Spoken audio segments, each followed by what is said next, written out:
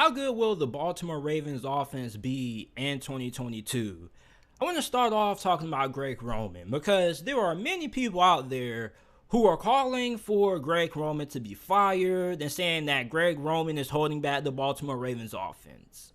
And I got to defend Greg Roman because Greg Roman, and I was just talking to one of my friends on the phone, I was telling him if Greg Roman was this bad offensive coordinator, tell me why he had Tyler Huntley and Josh Johnson balling last year.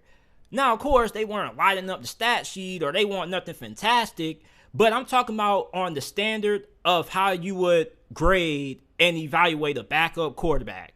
For backup quarterback play, Tyler Huntley and Josh Johnson probably were two of the better backup QBs in the league last season under Greg Roman. On top of that, Greg Roman's offenses the last 3 seasons have been pretty good. Yards per game in 2021, they were 6th. 2020, they were 19th. 2019, they were 2nd in yards per game. Points per game, 17th last year. 2020, 9th in points per game. 2019, 1st in points per game with 31.9. Rushing yards per game. 2 out of the last 3 years, they have had the best rushing attack in the NFL. Last year, without all of their starting backs to start the year, no J.K. Dobbins, no Gus Edwards or whatnot, having Devontae Freeman as their lead back, the guy who we haven't seen play in how many years? When I saw that the Ravens signed Devontae Freeman, I was saying, oh my goodness. And then they signed Le'Veon Bell. I was like, okay, if you want to take me back to 2016 and bring back some nostalgia, go ahead. And yet, the rushing attack was still very good. Very good. So, for Greg Roman, you're probably saying, okay, JT, there's a reason why us Baltimore Ravens fans don't like Greg Roman. And the reason for that is because you feel that the passing game has been held back because of Greg Roman. And that's understandable because Greg Roman is somebody who puts a lot of emphasis on running the football. But I don't think the passing game is that bad because of Greg Roman's inability to improve it. Because when you look at where the Ravens have ranked in pass attempts per game, 2020, they were 32nd in how many times they threw the football. They only threw the football 25 times a game in 2020. So if you're not throwing the football that much, of course, you're not going to put up a lot of great passing numbers. That's just common sense. If you're an offense that has a lot of passing yards, that means that you have a lot of passing volume. To get a lot of passing yards, you have to throw the football a lot. If you're only throwing the football 25 times a game, you can't expect to have a passing offense that's ranking in the top 10. Let's do some basic math, right? So, let's say the Baltimore Ravens were averaging, let's say 350 passing yards per game, right? And let's divide that by 25, which is how many times they threw the football game. That means that the Baltimore Ravens had to average 13.5 yards per pass. Are we being for real right now?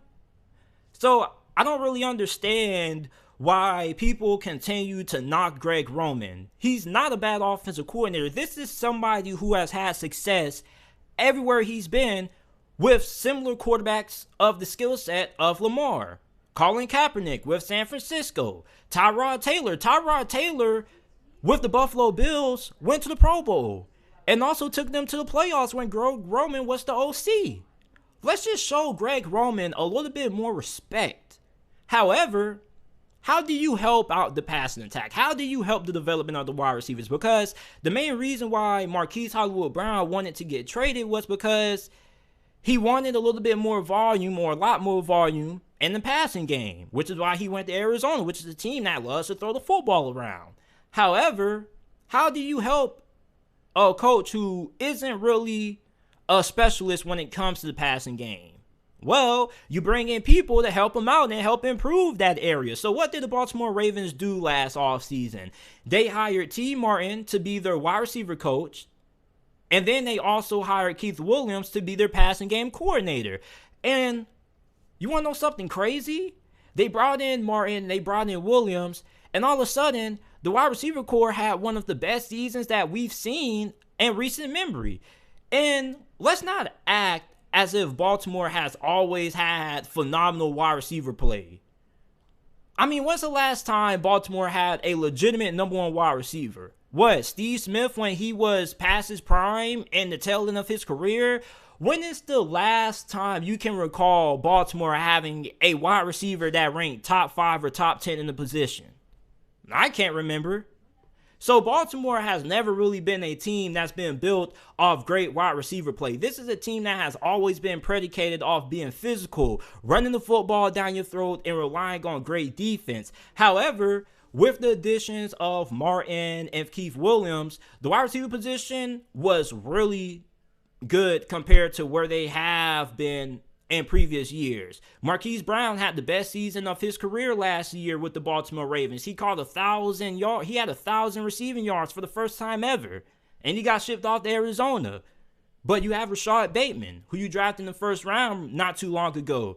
He was impressive when he finally was able to get healthy and he was able to get into the rhythm of things. He had 515 receiving yards, 46 receptions, and a touchdown. I'm really excited about what Rashad Bateman is going to do going into year 2 of his NFL career. As a matter of fact, if you're somebody who plays fantasy football and you're looking for a potential wide receiver sleeper who could end up being a wide receiver 2 or a good flex option, I would look at trying to draft Rashad Bateman, and you probably could end up getting him without having to give up a draft pick because not too many people are going to be diving into the Ravens offense like I'm doing right now.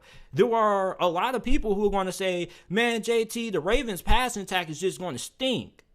But I bet they can't tell you who their wide receiver coach is. I bet they can't tell you what they've done to try to improve the passing game. I'm just saying. That's what I'm here for, to inform the people. Then you have other wide receivers such as Devin Duvernay, James Proche, who probably is going to primarily be your starting slot receiver. And don't sleep on Tylan Wallace. Tylan Wallace was also drafted in the same draft class as Rashad Bateman in the later rounds, and he didn't really get too many opportunities last year. I definitely feel that he could end up taking over that other starting wide receiver spot in replace of Devin Duvernay, because Tylan Wallace was really underrated during his time at Oklahoma State. As a matter of fact, I thought that he was one of the best wide receivers coming out of that draft class. I thought he would have won in the second round, so I was really surprised when Baltimore was able to get him in the middle part of that draft. And Baltimore is always a team that does a fantastic job of finding great value in the draft. Then, let's not forget about Mark Andrews, 107 receptions for 1,361 receiving yards, 9 touchdowns. You also have Nick Boyle. You have rookie tight end Isaiah Likely, who you drafted in the 4th round of this past year's draft. I'm really excited about Isaiah Likely. This dude is an absolute freak. Let me tell you this crazy statistic about Isaiah Likely. Did you know that he had 5 touchdowns that came from 50, that he had 5 touchdowns that came from multiple 50-plus yard receptions? Think about that. He had several touchdowns that went for 50-plus yards or more with Coastal Carolina. The dude is pretty much a wide receiver disguised as a tight end. As a matter of fact, he is a wide receiver. They just have tight end right next to his name instead of wide receiver. And if he can improve as a blocker just a tad bit, just be a little bit, he doesn't have to be a great blocker as a Mark Andrews or whatnot. He just has to be serviceable. You just want to be able to put him out there and not just let him be out there just on obvious passing situations because it'll be an obvious giveaway. So if Isaiah Likely can just become a serviceable run blocker, he's going to be something serious in this league. Now, I'm not expecting him to have a big role in this offense this year. Could be wrong. But I do think within a year or two, he's going to be something special. You also selected another rookie tight end in the 4th round. Also, Charlie Kohler out of Iowa State. He's a big body tight end, 6'6", 252 pounds. He has great hands to go along with elite measurables. However, you would like to see him play a little bit more true to his size because you look at him, 6'6", 252, he doesn't kind of play like it at times. You would like to see him be a little bit more aggressive in the run game. But they have a really deep tight end room. And hopefully, if either Kohler or Likely end up being very good throughout the offseason and training camp and preseason, we could potentially see Nick Boyle maybe get released before the start of the year. But the offensive line should be pretty good. Ronnie Stanley, one of the better left tackles in the game. You got rookie center Tyler Lindenbaum, who many Bengals fans were upset that they weren't able to get him. Baltimore did. Right guard Kevin Zeitler, pretty solid. Right tackle Morgan Moses, he's pretty good as well. I don't know who's starting at left guard, so if you Ravens fans want to go ahead and debate that in the comment section, go ahead, because I wasn't able to gather much information about what's going to happen at left guard. So overall, this is a Ravens offense that is going to be pretty good this year. And I still expect this offense to be in the top 10. They're still going to be really good when it comes to running the football. You have J.K. Dobbins coming back. You got Gus the Bus coming.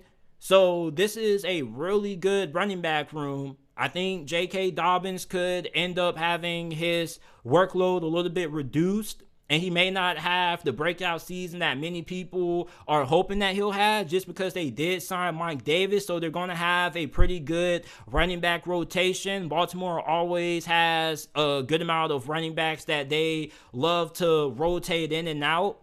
But this is an offense that definitely is going to be pretty productive this year.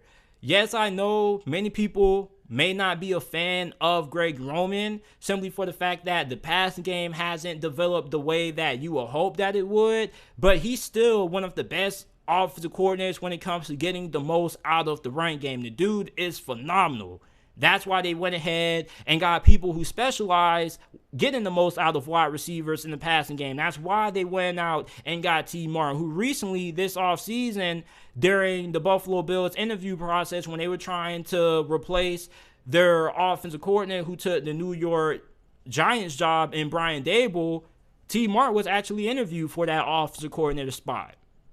And the fact that he was interviewed in his first year ever in the NFL tells you everything you need to know about how good and how critical he was for this Baltimore Ravens staff and what he means to this offense. Same thing with Keith Williams. So with those two guys in the mix, that's going to help out Greg Roman, and it's going to help this passing game continue to improve. And with Lamar coming back, Lamar still is a top 5, top 10 quarterback. So we can't forget that he missed a good amount of the season last year as well. And that also held back this offense at times in the development of these young receivers such as Rashad Bateman and whatnot. So for the Baltimore Ravens, man, I think that this offense is going to be really good. I don't think Greg Roman is as big as a problem as many Ravens fans think that he is. And I think that he's still a pretty solid offensive coordinator. Is he one of the best in the game? No, but the dude gets the most out of the run game. And that's really critical. And that's a huge reason why Harbaugh decided to bring him back. If he was a bad OC, I'm pretty sure Harbaugh wouldn't have had no reasons getting rid of him. But this dude had 2 backup quarterbacks playing really good for what you expect out of backup quarterbacks. So let me know how you guys are feeling about the Baltimore Ravens offense going into the 2022 NFL season. Do you think that this offense is going to be a top 10 unit, top 15 unit, or do you think that this could end up being a season where Greg Roman ends up fizzling out and this offense falls apart?